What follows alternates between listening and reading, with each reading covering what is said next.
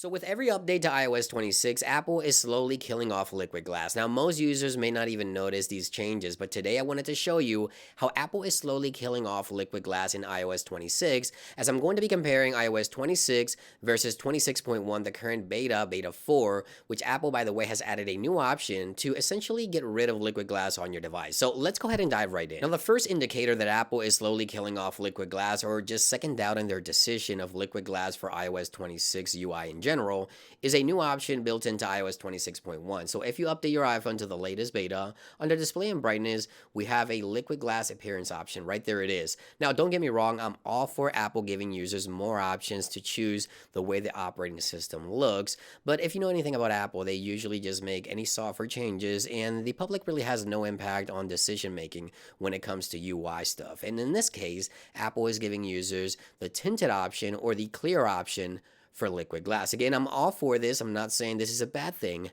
However, it's just so unlike Apple to do this. But again, it's all good because we have more options. But let me show you. They're second down liquid glass in my opinion because they realize that some users want clear or tinted. Now, tinted, it goes way beyond just tinting liquid glass. It just essentially removes liquid glass. So we have the preview window on the top here. By the way, these effects take, changes to notifications, UI elements that you see here and things like that. So if I use tinted, take a look at that.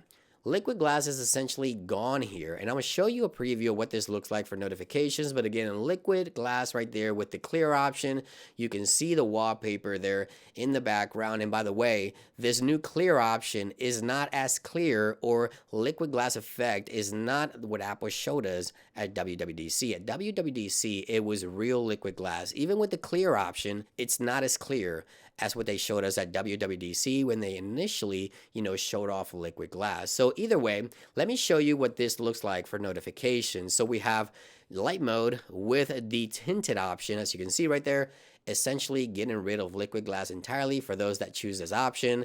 This is what the clear option looks like. Again, it's still got a little bit of a frosted glass effect, not real tinted glass in my opinion, or not real liquid glass in my opinion, I should say.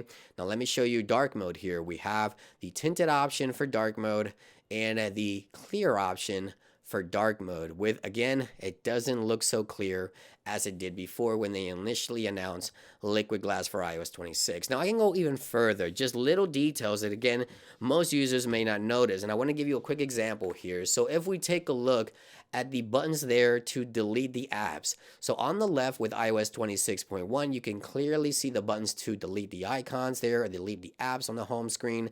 On iOS 26 you can barely see it because of the liquid glass. Now again, this is the correct UI to choose because users want to be able to see the actual buttons to delete their apps. But again, slowly killing off liquid glass, dying off here with the latest iOS 26.1.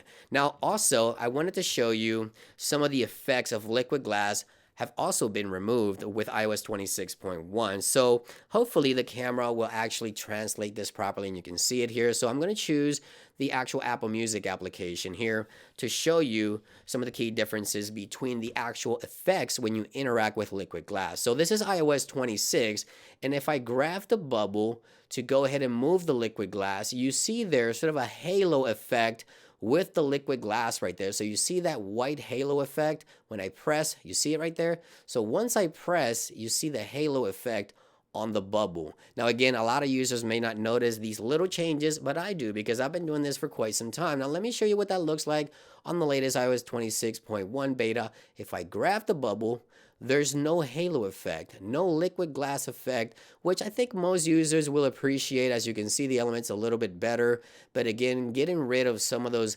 liquid glass effects within the operating system, and this translates to all of the actual elements within the OS, whether you're selecting any options to edit photos or perhaps notifications or long pressing. You see a lot of the effects have been removed with iOS 26.1 when you interact with liquid glass on the latest iOS 26.1. So this is kind of crazy to see that Apple is either second doubting their choice of liquid glass while giving users more options to choose, whether you want tinted or clear. Now, let me know what you think in those comments down below. Do you prefer Apple to essentially kill off liquid glass, or do you want Apple to give you the actual option to go full on liquid glass or no liquid glass at all? Let me know what you think about the changes so far. Either way, guys, that about brings an end to this video. I hope you found this information helpful, and I'll see you guys on the next one. Peace.